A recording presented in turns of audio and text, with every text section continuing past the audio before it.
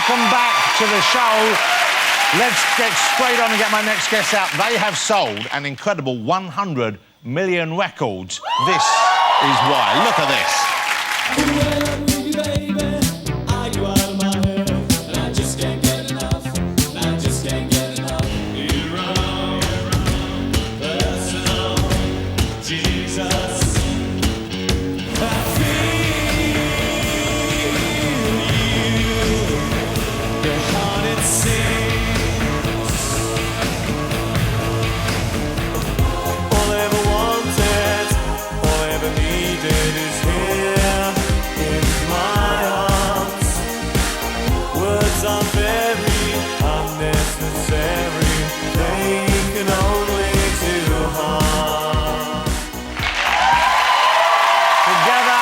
One of the nation's favourite bands, it's Depeche Mode. Here they are. Come on out, fellas. Depeche Mode. I'm sorry, David. I didn't expect to meet under these circumstances. I apologise for the crowd. Very nice. I can only say sorry. Although these look ridiculous, I'm sure you've worn worse on stage, haven't you? Particularly you, Martin. Yeah. No, he's never looked that bad. It takes a lot of work to look this bad. Hey, I just said the statistic there, and I didn't realise quite how big a band you've been. I knew you were huge all over the world, but 100 million records sold, that's pretty incredible, isn't it? It's a nice round figure. Well, yeah, it is. 30 years you've been together, isn't it? So at 30 years, do you hang around much off stage? Do you spend much time together? Do you socialise ever, or is that now something you avoid doing? Never. We see so much of each other, you know, when we're working, you know, and we live in different places now, so... Where do you all live, then? Where do you live in the world? Where do you live in? I live here in London. OK. Martin? I live in Santa Barbara. Santa Barbara, California. I live in New York. OK. So that right there says a little bit about the different personalities. Yeah, I mean, you know, it's...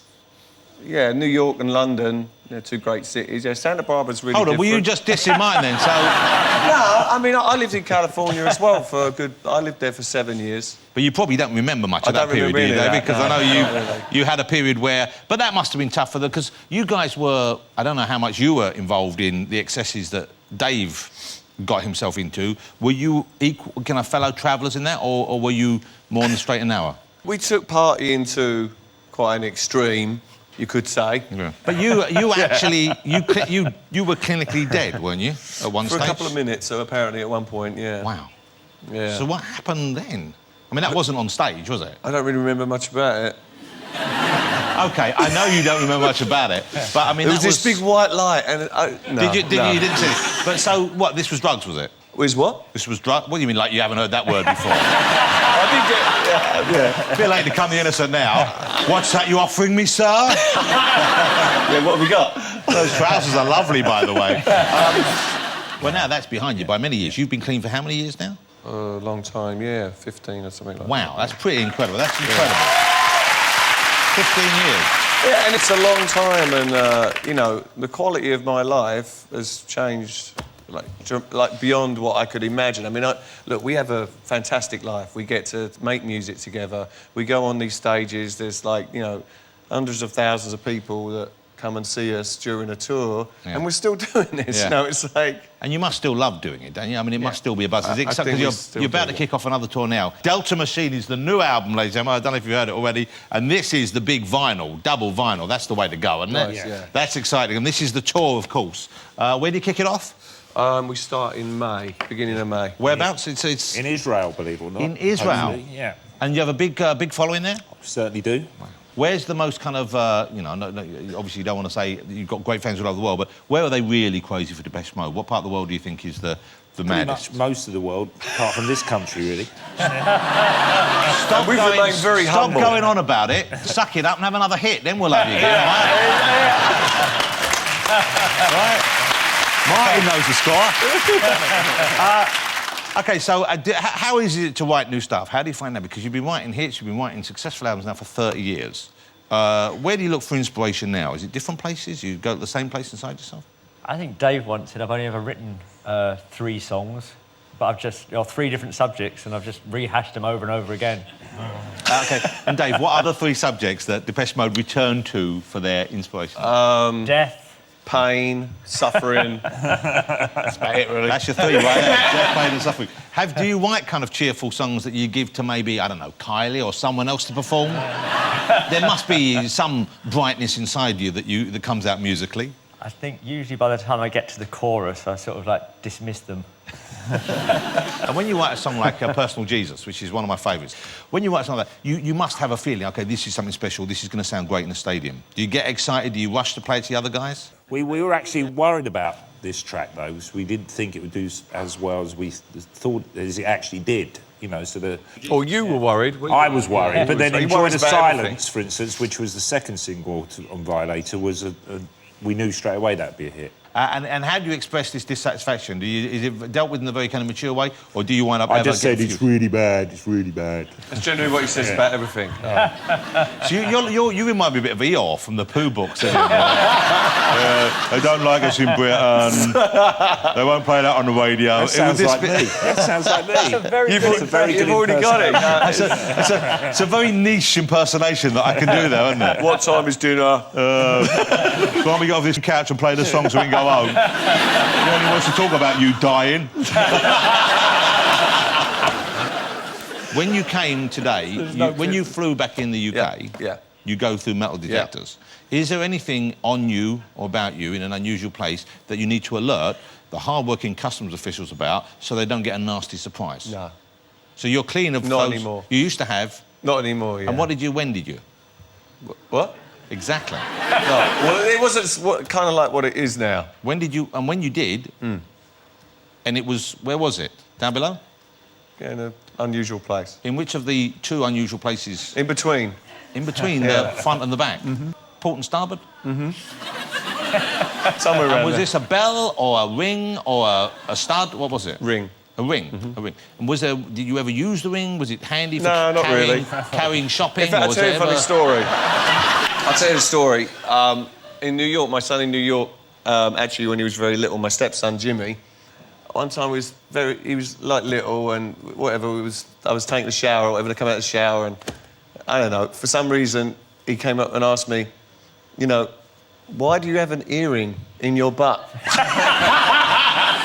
And it was a good question, so I was like, I don't know. And that's when it came out. Isn't that the question everyone wants to hear from their children? And I agreed, and he was smarter than me. And And is that why you removed it? yeah, pretty much. It's no longer there. It's no longer there, no. Let's see if you're telling the truth. Doing it this outfit makes the whole thing more serious, doesn't it? I do have a lot of metal. Okay, let me start. Let's see if these are working first, because you've got a zip here. No. The zip. And when it's on nothing, it goes down to that. That is nothing round there, yeah. And metal again, OK. Let's see you. So we've got zip here, so this should read the zip. Yeah, it likes that. Nothing. Nothing. You're clear. OK, let's see what's going on here. You've got a necklace there. Let's see that necklace is... Yeah, that likes that. And now let's see whether...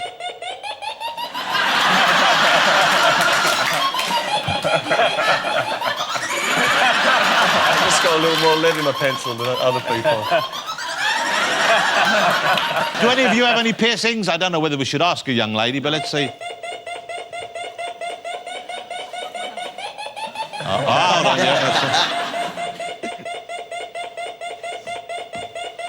All clear there, thank goodness.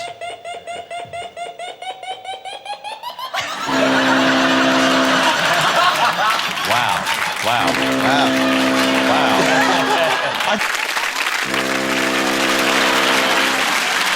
OK, fellas, I feel I must apologise for interviewing you with essentially my balls in your face,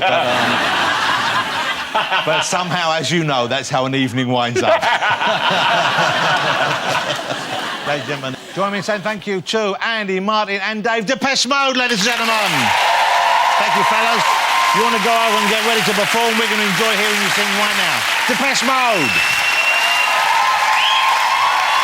Thank thanks to all my guests tonight. Of course, next week I'll be joined by one of the greatest stage and screen actors in this country, Sir Ben Kingsley. The star of Emily and the Da Vinci Code, the beautiful Audrey Tautou will be here, and IBF super middleweight boxing champion Carl Froch. And we've also got music from the incredible Mercury Award-winning Alt J. But now, performing their new single Heaven, the one and only Depeche Mode.